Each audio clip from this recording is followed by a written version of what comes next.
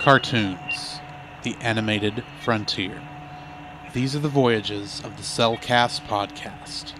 Its continuing mission to explore strange new cartoons, to seek out new animation styles and new creative storytelling methods, to boldly go where so few ever go again.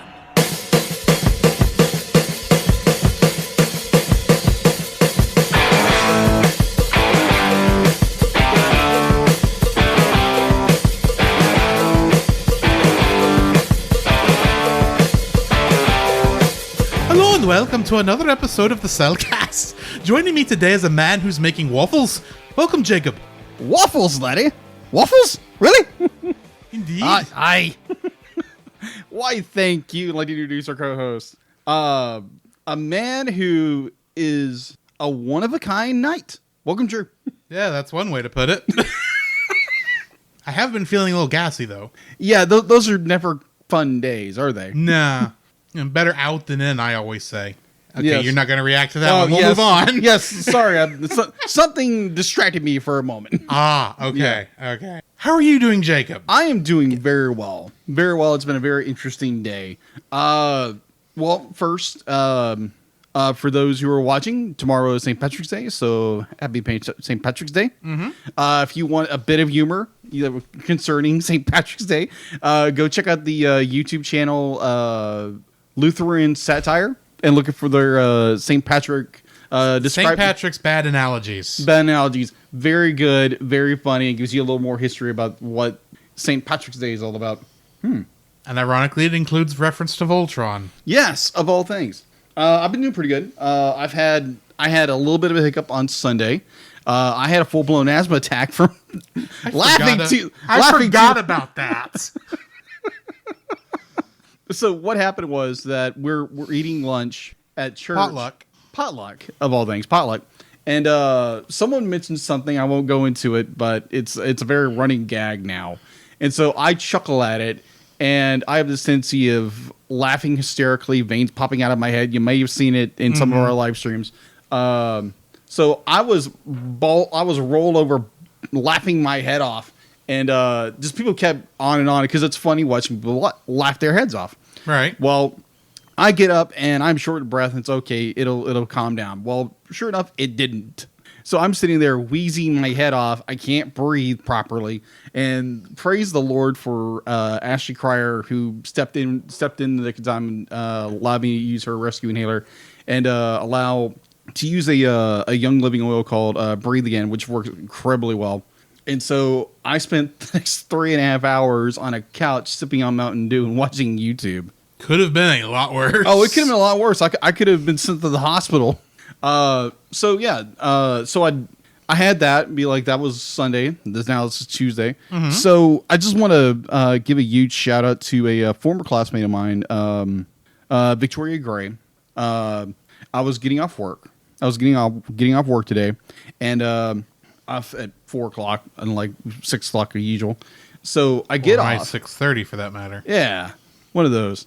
So I get off and I'm walking to the parking lot, and Victoria and her daughter, Kaylee, who's in high school, which kind of makes you feel really old at that moment. So we greet them and say how you're doing, and just a wonderful conversation because I've known Victoria for years since we were in primary school. So it was a wonderful conversation, and so I went and grabbed to eat, sent her a message on Messenger, and it's be like, hey, it was wonderful seeing you two. And the follow if I can talk. So this was really sweet. I thought this was really, really sweet. So I told her on Messenger, it was wonderful to see you two this evening. And Victoria replied, same. Kylie just said, he's always so happy. I said, yes, he is. So I replied, well, for most people we all have bad days. And something like I deal with, I don't want to say I struggle with, I deal with mild depression. So like we all get upset. We let things bother us. And so that reminded me something of which I'll mention in the chat. And I replied back, thank you. I wish I could say in air quotes, always regarding being happy. But we all have our bad days. But I'm reminded of something in the book of Psalms. For his anger is but for a moment, and his favor is for a lifetime. Weeping may tarry for a night, but joy comes in the morning. Psalms 35. It's something I have to remind myself every day. And that was just the purest of be like that was a blessing in that one little moment where it's more God kind of spoke to me. It's like, okay, there's be like just that friendly reminder that the things we go through and maybe it's just you have a bad day or like real bad stuff hits the fan, that at the end of the day, it could be the next day, it could be a month from it, but God is going to be there for you. He's never forsake you if you are in Christ Jesus. That be like, even though things may be bad, be like, he's right there. He's got your back. And it's having to remind myself that daily. And it's something hopeful in life in a world that's so just full of misery and dark and just bad news.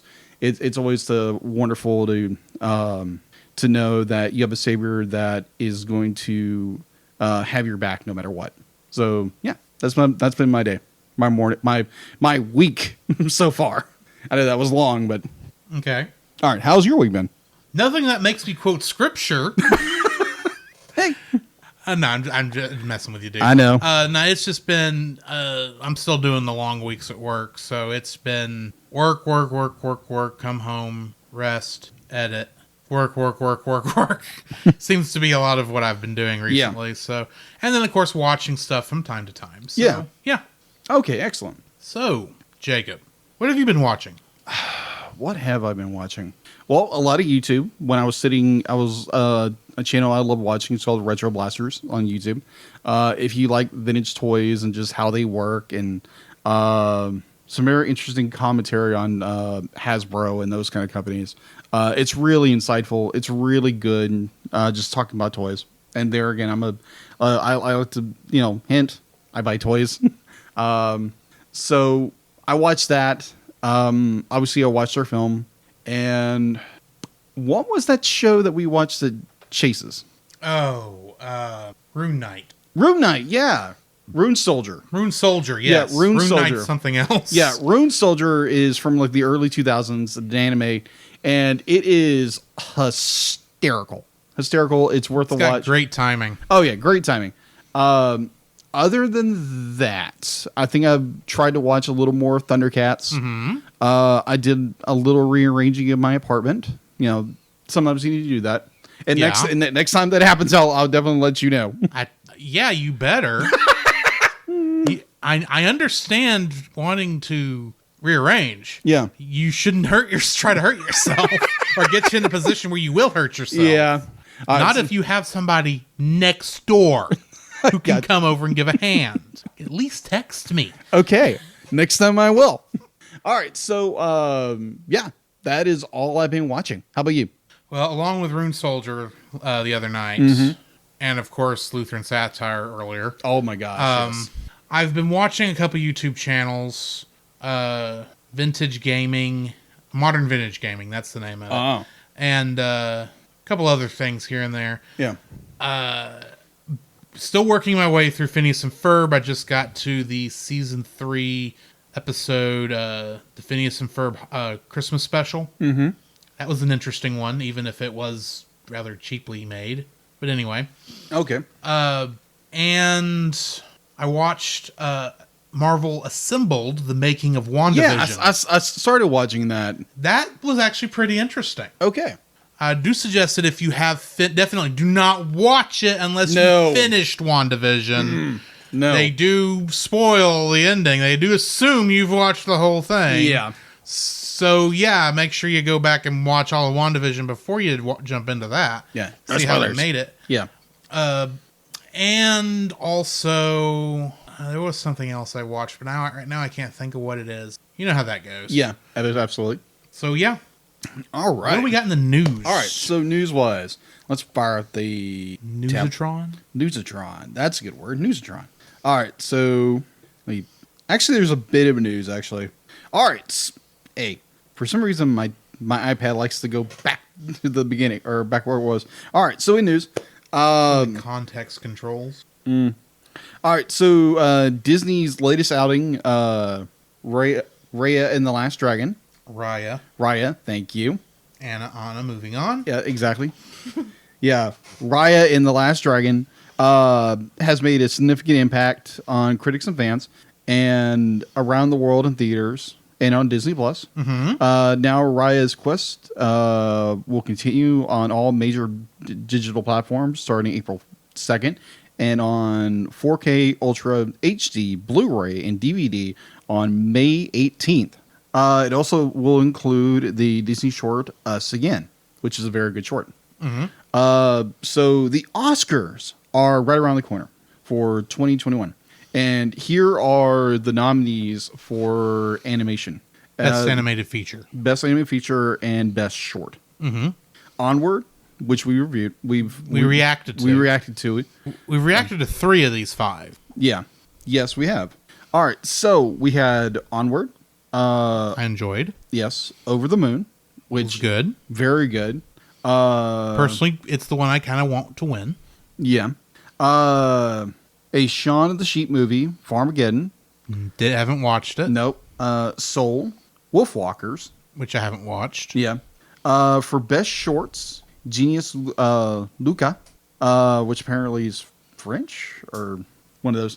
Italian, probably. Italian. Thank you. Since the movie Luca is Italian. Yeah, Luca. Or is based in Italy. Or Luca or whatever, however it's pronounced. I'm sorry. If Anything Happens, I Love You, another short, and opera.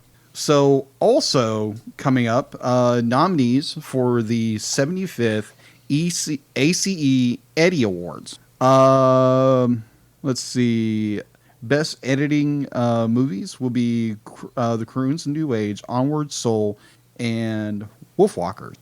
Best edited animation, non-theatrical, Big Mouth, Bob's Burgers, BoJack Horseman, yes, Teaser, and Rick and Morty.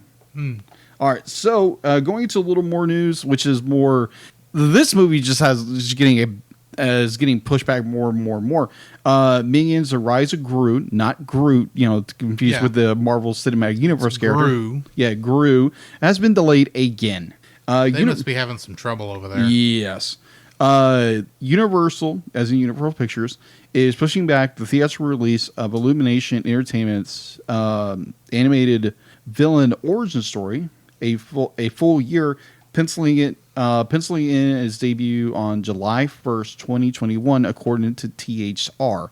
Originally due out in summer 2020, the production of The Rise Group was shuttered in Paris, in the Paris studio, as COVID-19 sprinkled the world into lockdown. It continues the theater closure, and they are hoping and gambling that they'll be able to release it in 2022. So yeah, so if you were really itching for that other Minions film, wait for next year. Yeah. So that is all we have in the news. Alrighty, so now it's time for our spoiler-free section. Yes. Of our review of the movie Shrek. I saw this one actually in theaters back in 2001, believe it or not. Mm-hmm. And I remember kind of sort of liking it. It was one of those where I went in, I watched the movie, there were things I thought were funny, but nothing really stuck. Yeah. And that was actually my only viewing of this movie prior to this viewing. Wow. So I guess I must not have liked it enough to watch it again for whatever reason. Apparently it doesn't like onions. But the thing is, I've seen 2, 3, and 4. I like 2 the most. Yeah. Of course, it's got Puss in Boots in it. Yes. And I like to put the movie Puss in Boots, too. Yeah. I still need to watch that one. But, yeah, I mean, this first movie, I don't know. I guess it just didn't strike a chord with me in the beginning. I have some ideas after this viewing as to why it didn't, but nothing I would have been able to put my finger on, 20 years ago. Right. When the movie came out. So, yeah. I enjoyed this viewing of it. I have some issues. It's still not. I still don't understand people's love of this movie. Mm-hmm. Franchise, sure, I'll give that one to you. But this movie in particular, I don't understand a lot of the fascination. It's not that it's bad. It's just not for me. It's not your cup of tea. It's not my peel of onion. Okay.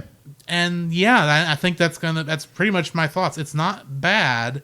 It's a little crass. So bear that in mind. There is some potty humor. Just a bit. A bit? I'm being facetious here. Very much facetious. There's a lot of potty humor in this movie. And I think that might be part of the reason. If we're being honest. Because while I do enjoy some potty humor from time to time, right, my mom thought it was stupid. And let's face it, we're nothing if not somewhat the amalgamation of our parents' likes and dislikes sometimes. Yeah, somewhat, yeah. So yeah, that is my spoiler-free thoughts on Shrek. All right. Yours? Mine, I would also be in the same boat when it came to watching it in the theaters in 2001. This would have been the summer of my senior year in high school. And, I'll be like, I enjoyed the movie watching it in theaters. I remember I bought it. This one in 2001, it would have been on VHS. So I had it on VHS for a couple of years. And then my brothers gave me this box set, which is the first 3 films. Obviously before the fourth one came out, which is, why did they make a third one? You had to have the third one to make a fourth. That's true. They could have just skipped that story and made the third one the fourth one. Well, if they actually wrote stories in that way, maybe. Yeah, either way. But anywho. Yeah, nuance. I've enjoyed this movie tremendously throughout the years. I think watching it from a critical review has... I don't think it's really dampened my entertainment or my joy of this film, but it is giving me, it's like, okay, you can see the limitations animation wise they were dealing with, but man, they made everything work in this film when it comes to like elements and character design and all that great stuff.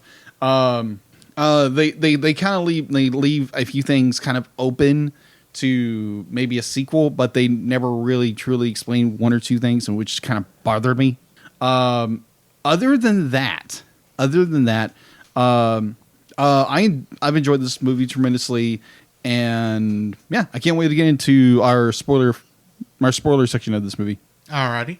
Well, in that case, since that does bring us to the end of the spoiler-free section, join us on the other side of the bumpers, and we will start spoiling the movie Shrek. Donkey! Ray! Wrong? Okay. This progress is a part of Christian Reek Central Network. Wrong. Hey, Scoop, what are you doing, man? I don't know. I'm supposed to be reading an ad. All right, hold on. Give me it. Okay. All right. This podcast is part of the Christian Geek Central Network at ChristianGeekCentral.com. There you can find a collection of blogs and podcasts working together to bring you some of the best content on the web for Christian geeks, such as the Christian Geek Central Podcast, the flagship of the Christian Geek Central Network. The CGC Podcast, previously known as the Spirit Blade Underground Podcast, is a weekly 30 to 60 minute biblical examination and celebration of geek entertainment and passions. It features reviews, interviews, and conversations about movies, tabletop games, video games, books, comics, TV shows, and a widening variety of other entertainment. Also included is a chapter-by-chapter examination of the Bible and its specific application for geeks. Hosted by Peter Franson of Spirit Blade Productions, the show also features listener-submitted content and segments created by other members of the CGC network.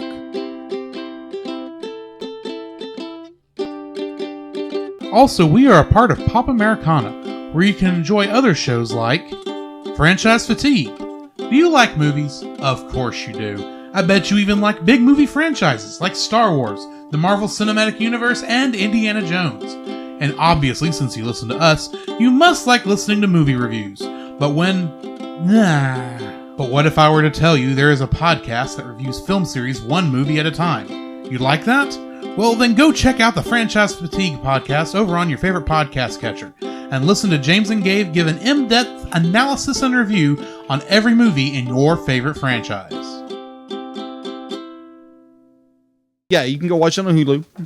It's relatively available. So I would highly recommend, if you haven't watched it, pause this and go watch the movie and then come back and then give us comments. Later, we'll come back and listen to the podcast. Or come back later and watch it again. Come back and rewatch it and like us and subscribe to us. Other than that, we'll be... Yeah, so if you have... Shut up. Okay. Either way. Yeah, potty mouth. Either way. So we're about to get back into our review of Shrek. So if you have any comments about this movie, comment down below and we might read them on the air or during the stream. All right. You ready to jump into this? Yeah, let's jump into the swamp. You tried so hard. I did. All right. Starting in, the following is a spoiler-filled review for the movie Shrek. Listener discretion is advised. Shrek was directed by Andrew Adamson, who, believe it or not, also directed The Chronicles of Narnia, The Lion, the Witch, and the Wardrobe, and Narnia, Prince Caspian. See. Which I did not know that until I started looking up this movie. I saw that and thought, there's no way this is the same guy. Uh-huh. Also, it was directed by Vicky Jensen, who directed Shark Tale.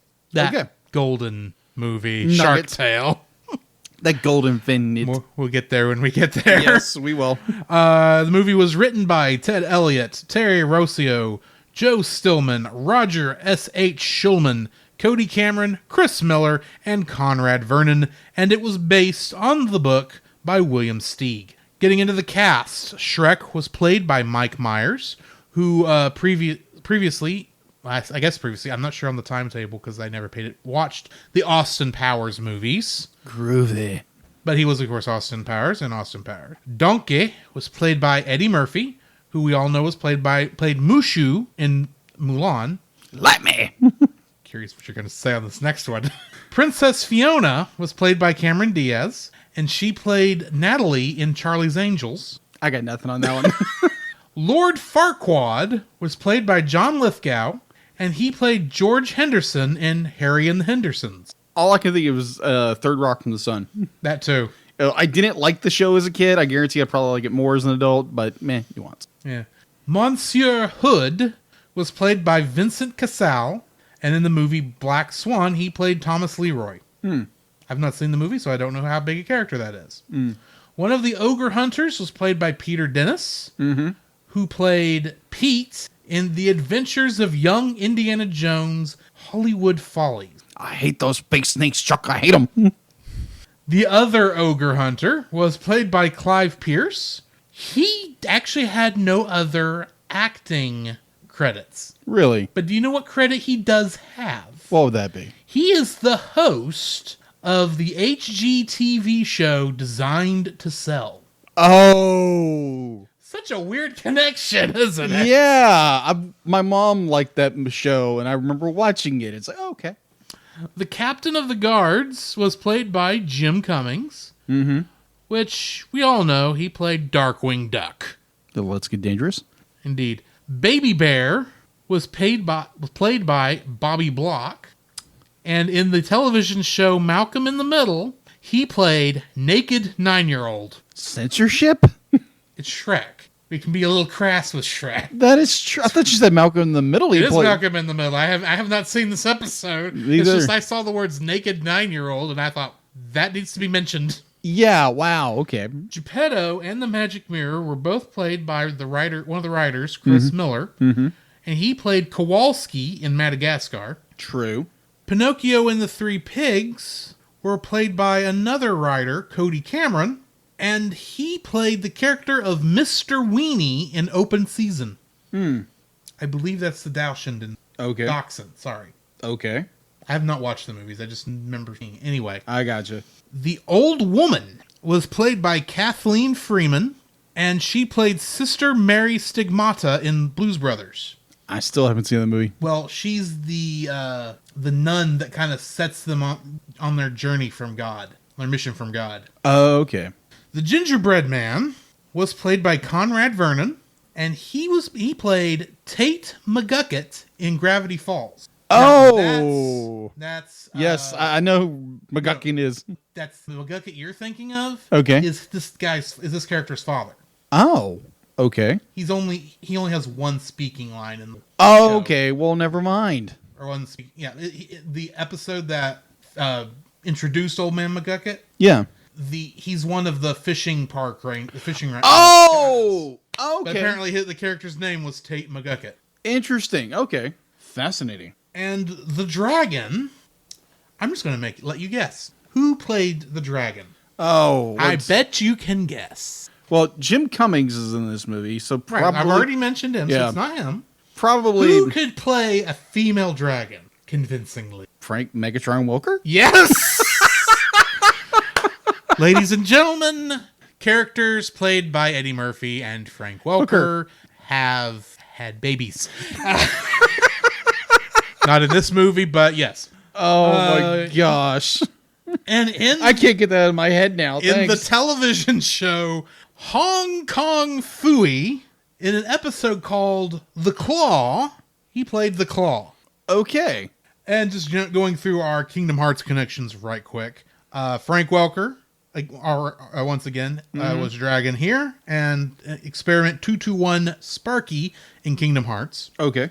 Jim Cummings, who was the captain of the guard here, is Pete in Kingdom Hearts.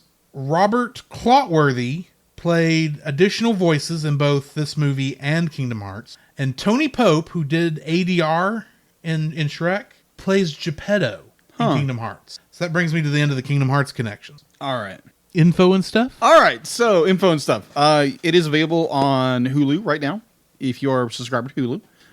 Production was from DreamWorks Entertainment and PDI DreamWorks. Mm-hmm. Distributed by DreamWorks Pictures. Mm-hmm. All right, so it debuted in the U.S. In Westwood, California. Not to confuse with another West. What was that show? Westwood. Yeah, not confused with that Westwood. You're thinking of Westworld. No, Westwood. Westwood is... You're talking about the sci-fi show or the amusement park characters based off that look like cowboys come to life? No, I'm referring to the one in WandaVision. Oh, that's Westview. Westview, yes. Okay. Yeah, not confused with Westview. There's so many West stuff is common. Yeah, it's true, and it's close to California.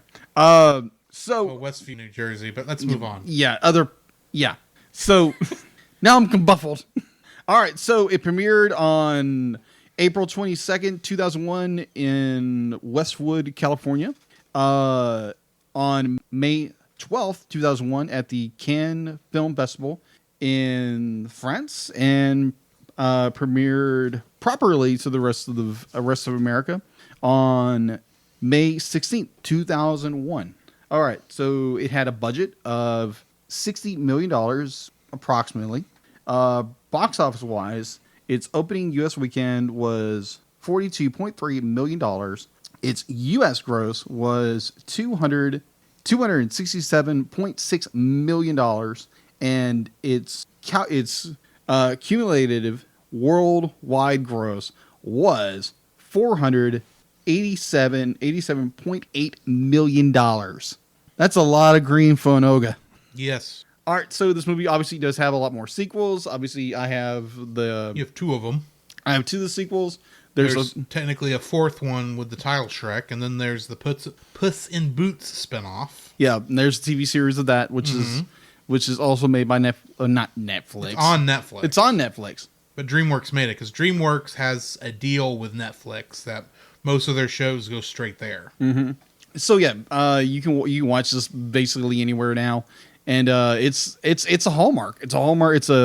It's what they've called a revolution in the first movie, the first CG film to do proper human face sculpture. We'll talk about whether that was a good idea or not here in just a minute. Well, in Fiona's case, anyway. Yes, that would be the one they put the most work into. Yes, they did. All right, so that's all I have for info and stuff. Alrighty, jumping into the summary of the play, the summary of the movie. Shrek is an antisocial and highly territorial green ogre who loves the solitude of his swamp. His life is interrupted after the vertically challenged Lord Farquaad of Duloc exiles multiple fairy tale creatures to Shrek's swamp. Angered by the intrusion, he decides to go see Farquaad and demand that they be moved elsewhere. He reluctantly allows the talkative donkey, who was exiled as well, to tag along and guide him to Duloc. Meanwhile, Farquaad is presented with Snow White's magic mirror, who tells him that in order to truly become a king, he must marry a princess. Farquaad chooses Princess Fiona, who is imprisoned in a castle tower guarded by a dragon. Unwilling to perform the task himself, he organizes a tournament in which the winner will receive the privilege of rescuing Fiona. Shrek and Donkey arrive during the tournament. Disgusted by the sight of the ogre, Farquaad changes his mind and announces that whichever knight kills Shrek will be declared the winner. Shrek and Donkey defeat the knights, and Farquaad proclaims them champions. He negotiates with Shrek to have the fairy tale creatures relocated if he rescues Fiona. Shrek and Donkey travel to the castle and are attacked by the dragon, who corners Donkey, and who then realizes the dragon is female. In desperation, he sweet-talks her, and she falls in love with him. Meanwhile, Shrek locates Fiona, who is appalled by his lack of romanticism. They flee the castle after rescuing Donkey, but when Shrek removes his helmet and reveals that he is an ogre, Fiona refuses to go to Duloc unless Farquaad himself arrives, so Shrek simply carries her against her will. That night, after setting up camp, Fiona goes off alone, and Shrek confides with Donkey about his frustration with being feared and rejected by others because of his appearance. Fiona overhears and decides to be kind to Shrek. The next day, they encounter Robin Hood and his band of merry men, and Fiona dispatches them with martial arts when they attack. Shrek is impressed with Fiona, and they begin to fall in love. When the trio nears Duloc, Fiona takes shelter in a windmill for the evening. Donkey hears strange noises from within and investigates, discovering that Fiona has transformed into an ogress. She explains that she has been cursed since childhood, forced to transform every night after sunset and only changing back at sunrise. She tells Donkey that only true love's kiss will break the spell and change her to true love's form. Meanwhile, Shrek is about to confess his feelings to Fiona when he overhears the conversation as she is calling herself an ugly beast. Believing that Fiona is talking about him, Shrek angrily leaves and returns the next morning with Lord Farquaad. Confused and hurt by Shrek's abrupt hostility towards her, Fiona accepts Farquaad's marriage proposal and requests they be married before nightfall. Shrek abandons Donkey and returns to his now vacated swamp. Angered, Donkey arrives at the swamp and confronts a still upset Shrek. During their quarrel, Donkey explains that the ugly beast Fiona was referring to was someone else, and the two reconcile. Donkey urges Shrek to express his feelings for Fiona before she marries, and the two quickly travel to Duloc by riding Dragon, whom Donkey is now in a relationship with. Shrek interrupts the wedding just before the ceremony completes and tells Fiona that Farquaad is only marrying her to become king. The sun sets as Fiona transforms into an ogress in front of everyone, causing a surprised Shrek to understand what he overheard. Outraged, Farquaad orders Shrek executed and Fiona detained. Guided by Donkey, Dragon bursts in and devours Farquaad. Shrek and Fiona profess their love and share a kiss. Fiona assumes true love's form, as the curse predicted, and remains an ogress permanently. No longer believing she is beautiful, Fiona is consoled by Shrek, who tells her she always has been. They get married in the swamp, surrounded by other fairy tale creatures, and leave on their honeymoon. Getting into the trivia for this episode. You did forget one thing. What did I forget? The dance party. And That's part of the celebration of the exactly. marriage. And the beginning of the honeymoon. The after party. That was the reception. Yeah, the reception. The after party. So yeah, continue. Okay. Getting into the trivia for this movie, Chris Farley was originally cast as Shrek and recorded almost all of the dialogue, but was then recast by to Mike Myers after Chris Farley died. Mm-hmm. Which, wasn't it an overdose he died from? Yeah, it was an overdose. That's what I thought. If you were to, because they've released a little bit of it, and listening to Chris Farley as Shrek, be like, it's a different take. And originally, Mike Myers was originally just going to try to do his best Chris Farley impression. Mm-hmm. And they're like, no. Be like, we want you to be you. Yeah. And that's just a whole different process. It's a lot funnier. So we continue. Yeah. The scene where Princess Fiona burps was written after a recording session where Cameron Diaz burped after drinking Coca-Cola. Eddie Murphy improvised Donkey's response to Shrek, "She's as nasty as you are." There are 36 unique locations in Shrek, which is more than any other computer animated movie at the time. The effects department actually took mud showers to study how to realistically portray mud in the film. Gross, but okay. Alan Rickman was the initial casting choice for the role of Lord Farquaad. Oh, dude, that'd been amazing. However, Oh, Rickman opted to portray the role of Professor Severus Snape in Harry Potter and the Sorcerer's Stone instead, which is why the role ultimately went to John Lithgow. missed opportunity. This film is the very first winner for the inaugural Best Animated Film category of the Academy Awards in 2001. Yeah. This movie, of all things, was the first one. Do you know what else came out this year?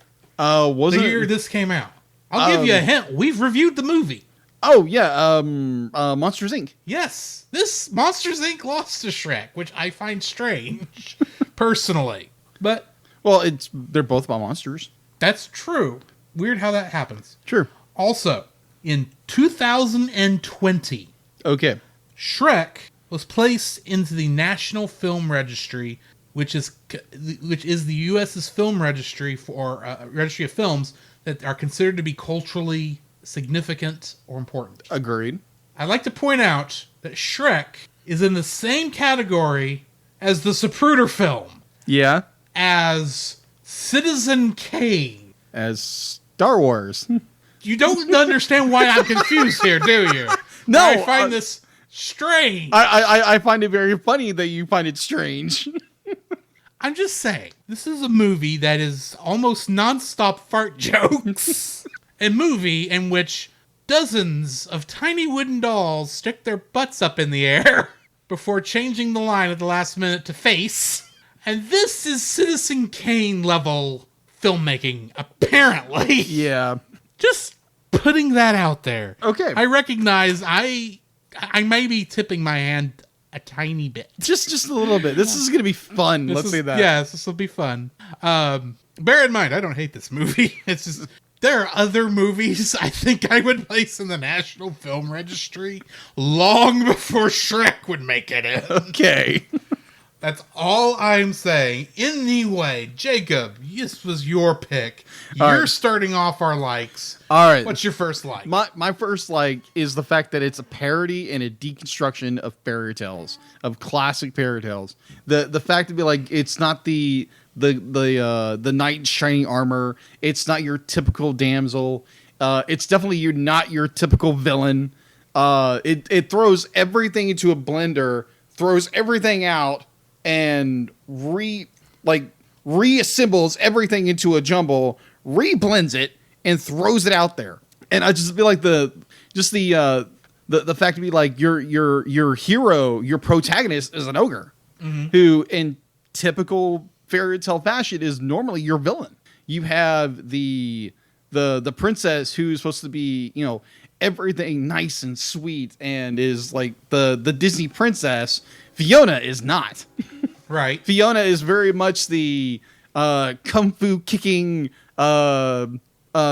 sonic bird killing, belching, like just not your typical princess. And there's just so much, like, there again, it's a parody of everything, and I thought that was very funny.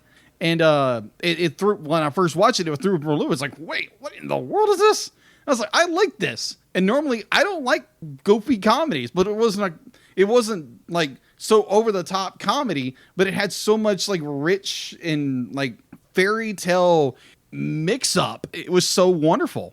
I thought it was great that you had all these characters were flawed and they have their uniqueness to them. So the idea that they basically took the fairy tale model and flipped it on its head with this film. And I enjoyed that aspect of it. So the fact that it's a deconstruction and a parody of fairy tales. What was your number one? Well, you say it's a deconstruction of fairy tale. In a way.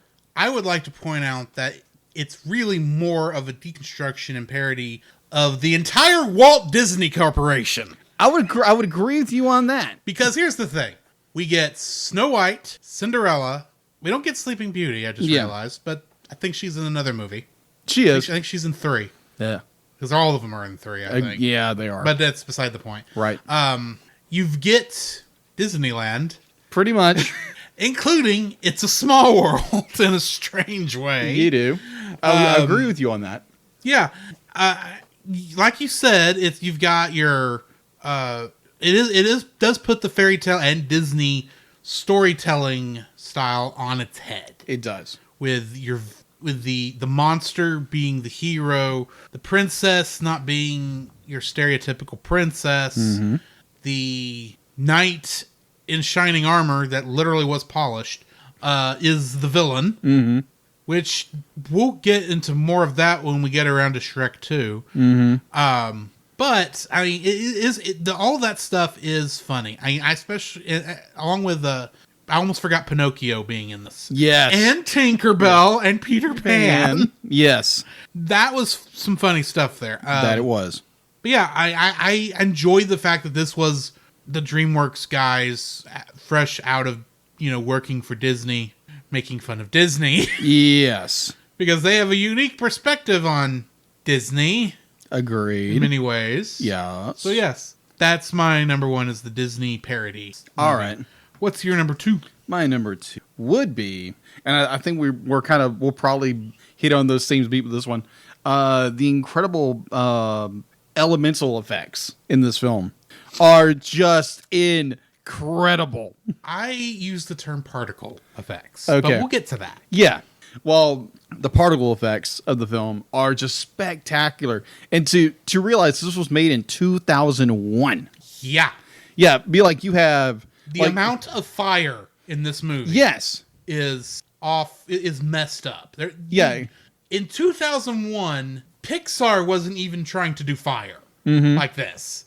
And in this movie, you've got fireplaces, you've got torches, you've got a fire-breathing dragon. Yes. You've got tons and tons of fire in this. Not to mention the water and the particle effects during her transformation scene. Yes. At the end. If you've never really paid attention to computer-generated animation, I'll explain this bit to you.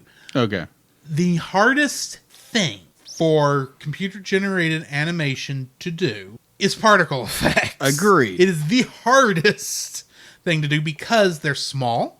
They can barely be seen. Their animation is hard to physically do, and if the animation is wrong, every viewer who looks at it will know it is wrong. So for a long time, Disney, I think, Pixar tried to stay away from particle effects as much as they could. Much like they tried to stay away from humans for as long as they could. Yes. That's why, with the exception of Andy and his mom in Toy Story, there's not really any human character in a prominent role until The Incredibles. Yeah. In reality, mostly. I mean, you got Boo in Monsters Incorporated, but, it's the same kind of difference. So, the fire, the water and mud... The mud's the one that impresses me because mud not only has the particle effects, you've got the clumping. Yes. And a lot of the other stuff that goes along with mud that you don't normally think about, but if you get it wrong, everyone's going to know. Yeah, agreed. All the fire in the movie, because there's just fire in like 90% of shots. That is true. It seems like.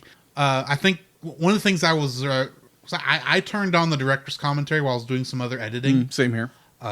And they were talking. It was the scene there at the swamp right before Shrek and Donkey leave to go see Farquaad.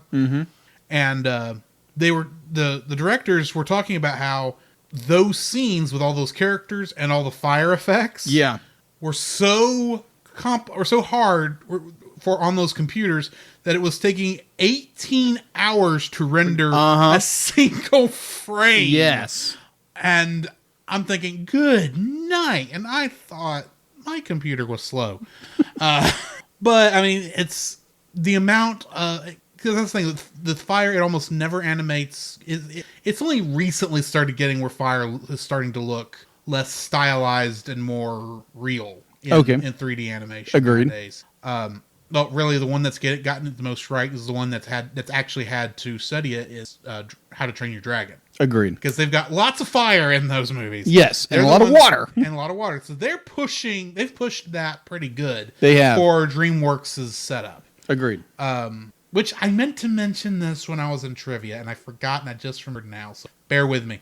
The production company for this movie is PDI, DreamWorks. Do you know who PDI is? No, I don't. I was curious about who PDI was, because honestly, I had never heard of him, except for in the fronts of a lot of DreamWorks animated movies.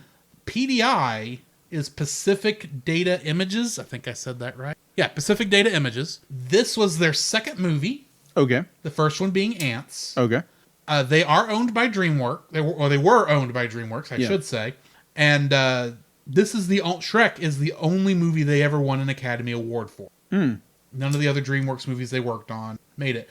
But outside of between the 2D animation stuff that DreamWorks was already doing, and the success of Shrek is what allowed DreamWorks Animation to actually become its own thing, almost completely separate from DreamWorks, the studio. Really? Just throwing that out there. Awesome. So anyway, yeah, my second like is the particle effects. Did you have anything else to add on to that? I did kind of ramble there. No, you didn't. Be like you stepped into it and owned it.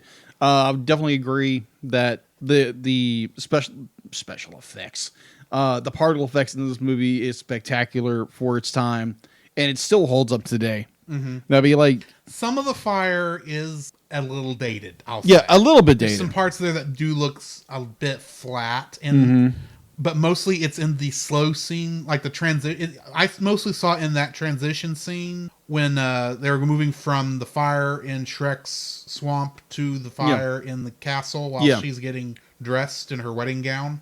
That's the main spot where I saw that fire does not quite look right. Agreed. And that's because we stay on it too long to make that transition and to fit the music. Agreed. Anyway. All right. So anything else before we jump into third likes? I think we've nailed that one on the head. Okay. Third like then. Bird to a cinder. My good sir. All right. My third like would be Eddie Murphy as Donkey. I love his performance as Donkey. It's just the charismatic, the goofy comedy sidekick. And I think Eddie Murphy just pulls it off so incredibly well. I will say I think he does this better than he did Mushu. I would agree. His performance was much more natural. It was a very natural performance for him. And one I want to add to that is Fuzzy Donkey. That is the other thing, because there's a lot of if the first hard thing for animation to do particle effects is fur is number 2. Yes. And between this and Monsters Inc., this was apparently the year to work on fur. Yes. So, although here at least it's not really having to flow much. It is pretty much static fur, but it works for what it is. That is true.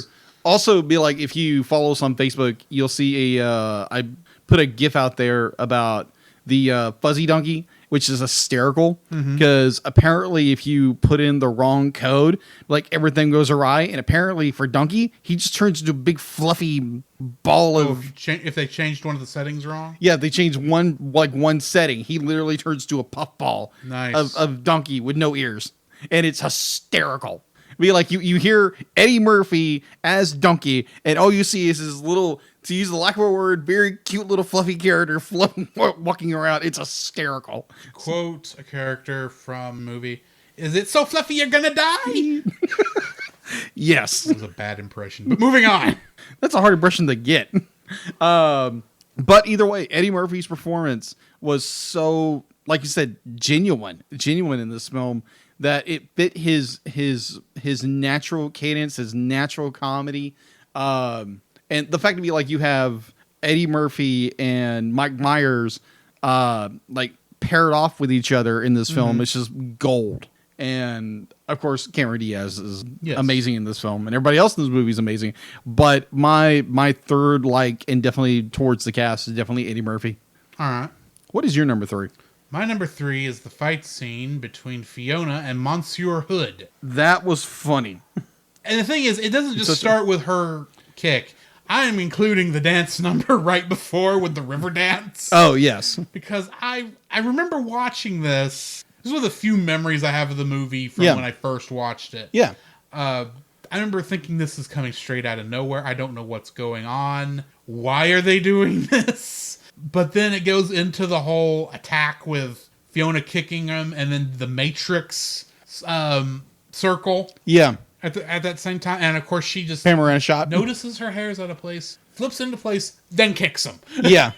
while they're doing the circular panning shot. Yeah. The Matrix shot, for lack of a better term. But yeah, I mean, it's that fight is incredibly well done. I like how fast it ends with the straight through the accordion, which stops the music like it should. I like the idea that the whole thing is, all the music in that is coming from the accordion somehow. But yeah, that fight scene between Fiona and Monsieur Hood and his gang of merry men, I enjoyed. It was a fun little fight scene. Oh, okay. All right. So that brings us to the end of our likes. Yes. Dislikes. All right. Your first dislike. I have a feeling this section is going to be tough for you. Not really. Not really. It's really not hard. My first one is going to be incomplete animation elements, including rendering and lighting. Okay. It's an extreme nitpick, but they're like, you have so many amazing scenes where characters are beautifully lit. They're rendered complete. And there's a scene where Donkey is giving his big speech to the ogre, the Shrek, to be like, he has to go and rescue Fiona. And that one scene where they're running off, the scene is is not completely rendered. There's no lighting on the characters, and there's several little scenes like that throughout the film. And it's just like, I'm looking at it, it's like, wait, that's not fully rendered. But like, there's no lighting on this character. The characters look like they're plastic, and they just literally run across the screen. I'm like, that bothered me, because I understand, but like, it's a fully length animated film. Yeah. So you're not going to get everything right.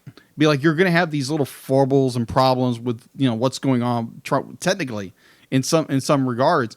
It's just, when you're a reviewer, you're going to notice these things. You're going to notice these things. And it bothered me. I was like, wow, like, there's so many little scenes here and there that be like, maybe like texturally it's not fully rendered, lighting it's not fully rendered, and it's a little off-putting. So yeah, mine is some partials of the film where it's not fully rendered and lit correctly. What is your number 1? One of the things that stood out to me when watching this, first thing that crossed my mind as I was watching the film, with the exception of 5 scenes in the movie, there's almost nobody in this movie. Okay. There are large landscapes in which, for the most part, where it doesn't make any sense, we just have Shrek and Donkey, and maybe Fiona. Yeah. The world is empty for the most part. I would agree with you on that. There's only 2 animals we see in the movie besides Donkey, and that's the 2 that get turned into balloon animals. That is true. And the bird that blows up. There's 3. My apologies. There's 3 animals. Should be at least a bird flying in the sky in some of these shots, or some woodland creature running away from Shrek as he's walking through. Yeah. Oh, I forgot there's the fish that he farted to death in the opening. I am so sorry, guys. I am a horrible reviewer. There were 4 animals in this movie. See, the thing is, because here's the thing. I can live with perhaps all of the magical creatures who would have taken up the space. They're all being rounded up and thrown into prison. Fair enough. Where are the humans? They're not all living in Duloc. There's got to be some humans that are just out being farmers. Because we go through farms. Yeah. And yet we don't see a farmer running away. We don't see any. Only evidence we see is the farm itself. We don't even see a barn or a house for any of these people to live in. I recognize that there are chances we just happen to be going through the movie and just happen to miss these chances. But it just seems awfully convenient that, with the exception of Donkey's introduction scene, the swamp at the beginning of the movie, the tournament where Shrek gets his quest, the church scene during the wedding, and the swamp wedding at the end are the only 5 scenes in which there is anybody besides Donkey, Shrek, Fiona, Farquaad, and Farquaad's three little minions, and of course the ogre hunters at the very beginning. There should be at least more people, in my opinion. There should, or more activity. This world feels like there's only 100 people living in it, and they are all, for the most part, either in Shrek Swamp or they're in Duloc. And that is strange. Now, I will grant you that there's probably an extremely good reason for this. Yeah. And that is having more animals and people in the scenes would probably be a lot more expensive in 2001 for a computer animated movie. It is. And this might be a good thing considering my number 2, but we'll get to my number 2 after we do your number 2. So, what's your second dislike? My second dislike. All right, so we are all familiar with the Incredible Hulk. Yes. That when Bruce Banner transforms into the Hulk... You won't like him when he's angry. No, you won't. And apparently he's wearing very stretchy pants. They tear a little bit. A little bit, but they're still on his body. True. So here's my problem with Princess Fiona and her magically transforming dress. Like anything she wears, it instantly fits her much larger frame as an ogre. Okay. And I mean, like, I understand it from a technical standpoint. Yes. That be like, You obviously, don't want your princess to be naked. no, you don't. You don't. But it's just more okay. Are we taking like a comic book logic that everything she wears is elastic and it stretches, including her wedding dress? I will.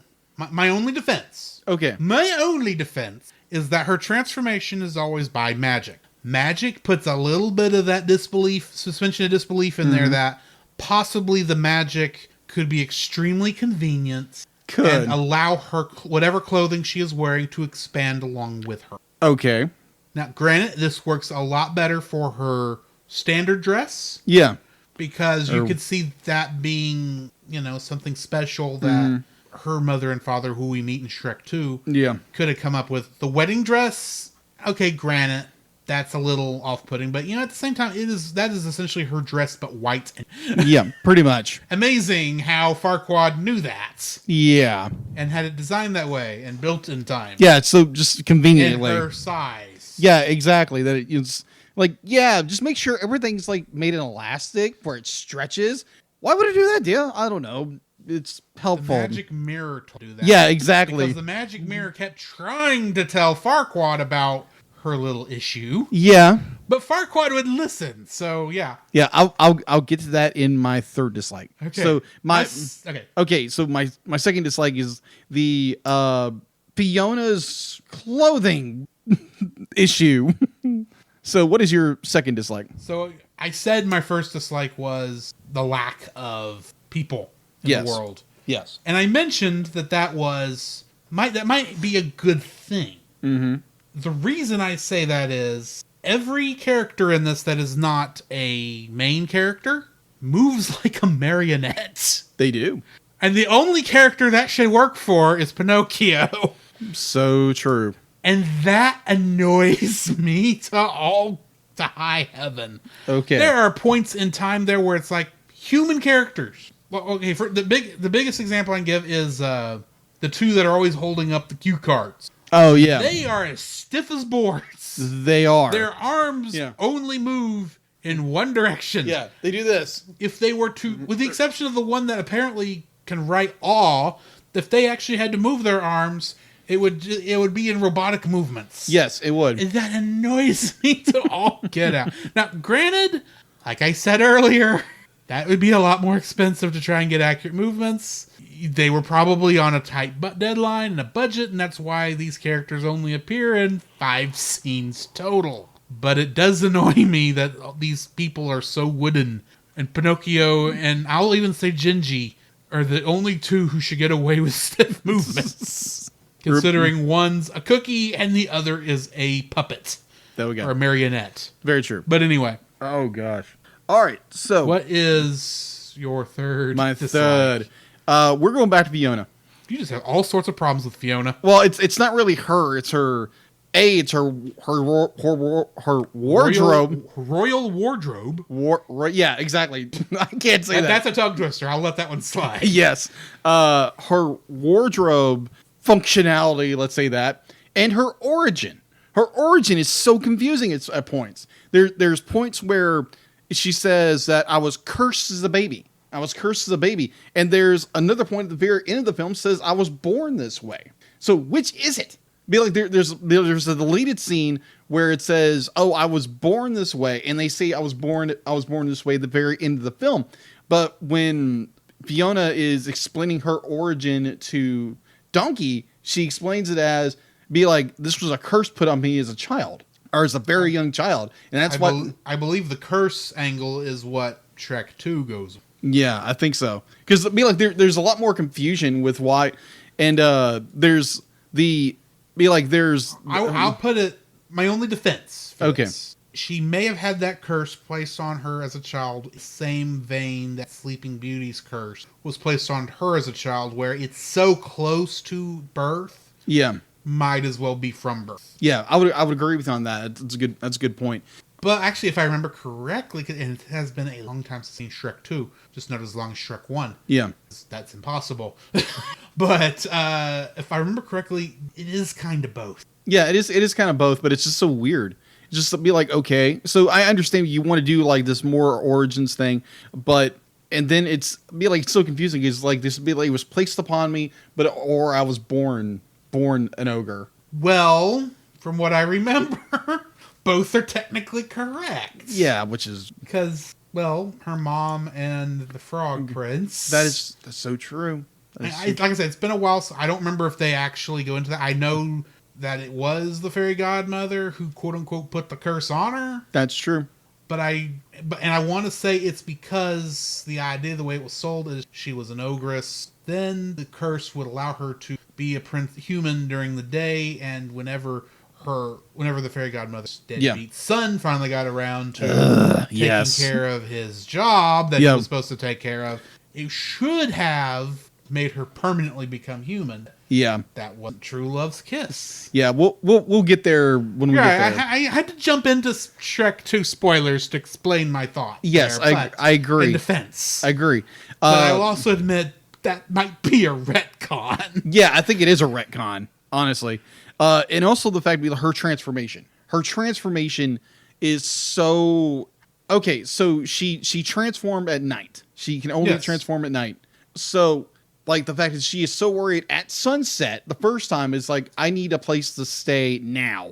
Mm-hmm. And so they make this makeshift cave for her. And I do like, though, when she kind of looks out, they went to a lot of trouble to say, yes, she is an ogress right now, but they hide it by having her be what little bit of her face they show be bathed in orange light, so it kind of looks like she might be human. Yeah, agreed. I do like that. That was a nice effect. I agree with you. It's a good effect. Here's my problem though. So when it comes to the very end of the film where they're at it's sunset. The sun is partially setting. Mm-hmm. So she literally just goes to the stained glass window and transforms. So which is it? Be like, is it at dark or is it before dusk? Is it at dusk?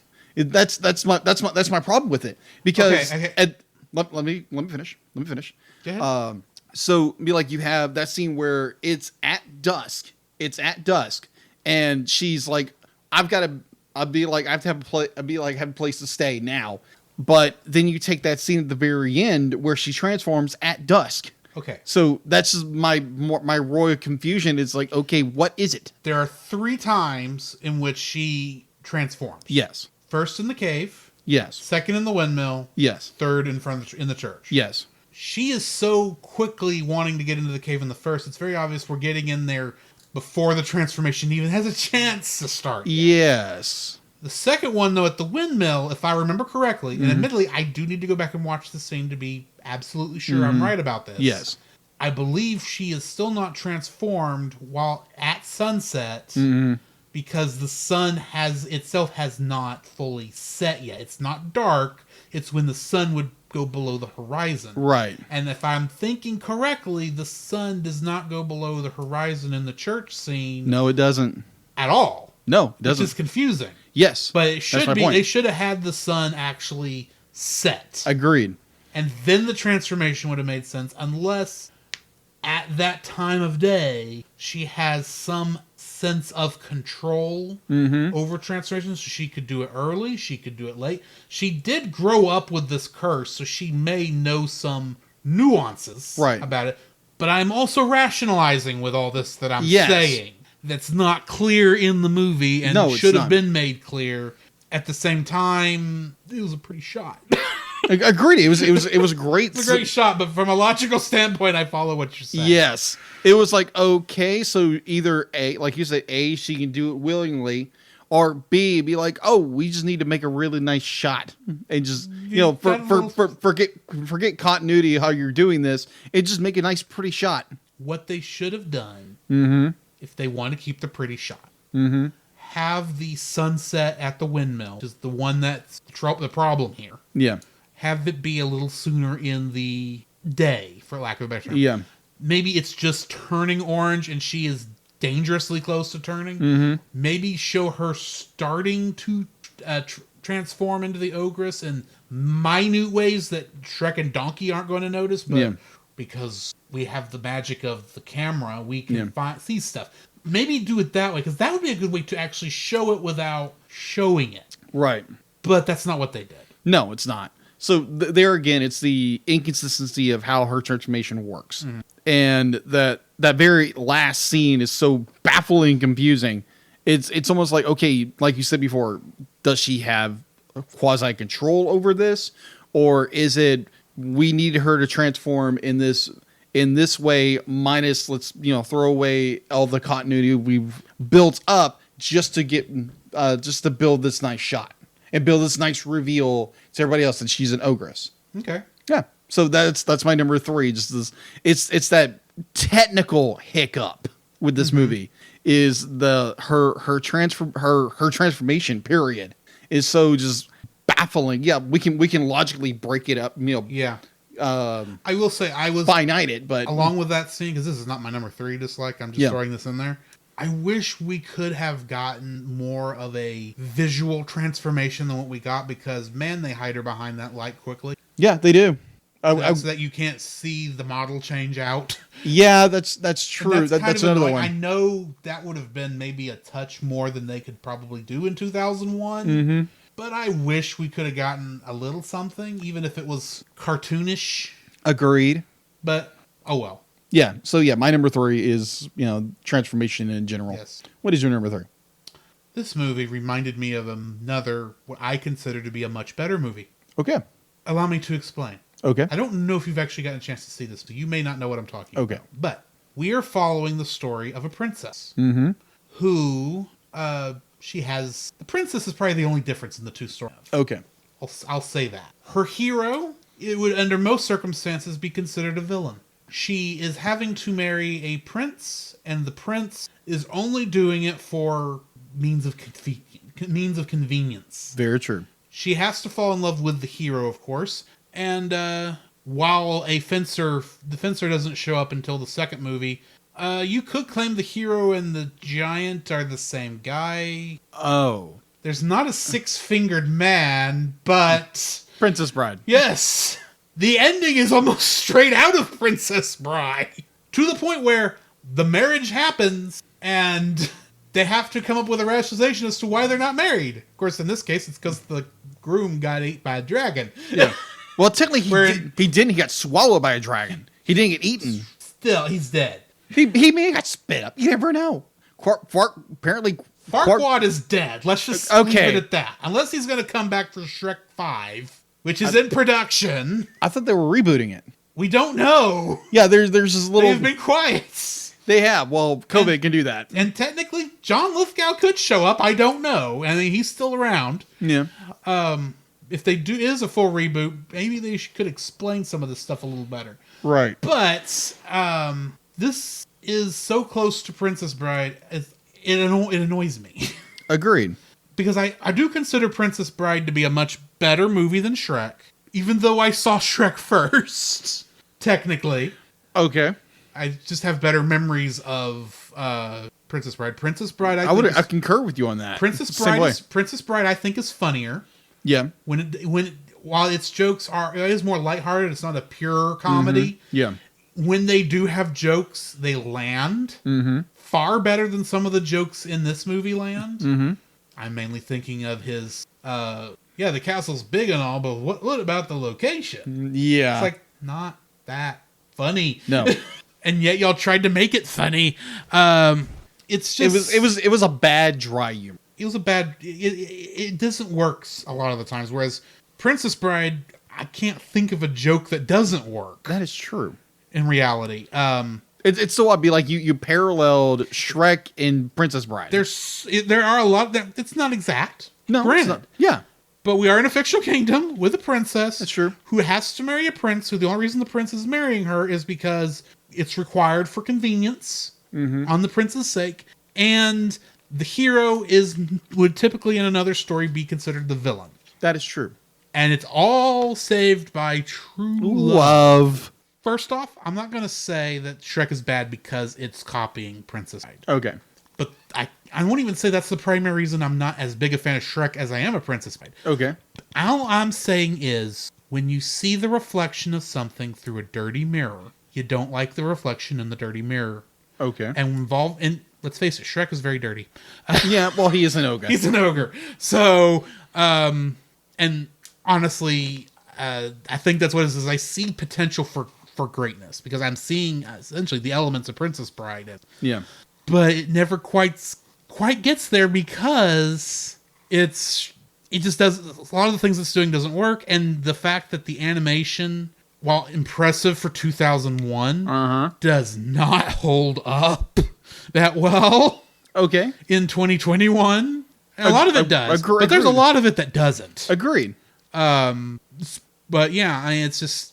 That's my number 3 dislike. It tries essentially to be Princess Bride and never makes it. Agreed. Doesn't even get close, in my opinion. Okay.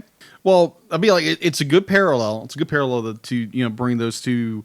Be like the stories are very similar. And bravo with that. That was a really good parallel to that. I would have never thought of that until you said it. Good, because I didn't think of it till we brought up the church scene at one point while you were going through the transformation. Because I was actually going to go down a different road, and I thought, no, that's the road. It's one of those last minute make the turn at the very last minute before you go down the wrong road where you're not going to have much to talk about. Because I was going to go down it's a reverse ugly duckling story, and it is. It is, but there's not as much to talk about there. No, but yeah. Anyway. Good parallel. Yes. Thank you. I appreciate that. All right.